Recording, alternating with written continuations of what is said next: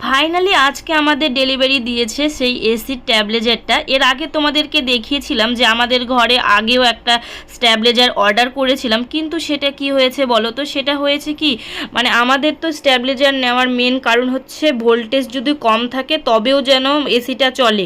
তো সেইটা আমরা যখন অর্ডার করেছিলাম প্রথম যে স্ট্যাবিলাইজারটা, সেটা হচ্ছে অনেক বেশি ভোল্টেজ থাকবে তবেই সেটা চলবে। সেটা আমরা ভুলবশত অর্ডার করেছিলাম, তারপরে সেটা রিটার্ন করে দিয়ে নতুন একটা অর্ডার করেছি। এইটা হচ্ছে ভোল্টেজ কম থাকলেও চলবে।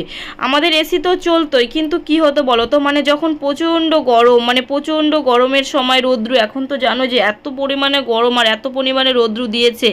এবার আমরা যখন এসিটা আমাদের ঘরে ছিল না তখন কি হতো বলো তো, তখন তো ফ্যান দিয়েই আমরা চালাতাম, এমনকি ফ্যানেই সব কিছু, মানে টেবিল ফ্যান, ওপরের ফ্যান, এগুলোই চালিয়ে থাকতাম।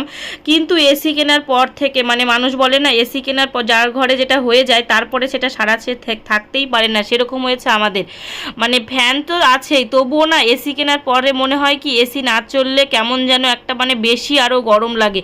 সেই জন্য মানে তাড়াতাড়ি করে আমরা ঝটপট করে যে নতুন একটা স্ট্যাবিলাইজার অর্ডার করেছিলাম যেটা যেন কম ভোল্টেজেও চলে, তো এইটা এখন একটা লাগিয়ে দিল আমার বর। এখন এরপর থেকে আর হচ্ছে এসির কোনো হচ্ছে কম ভোল্টেজ থাকলেও চলবে, আর বেশি ভোল্টেজ থাকলে তো আরও বেশি চলবে।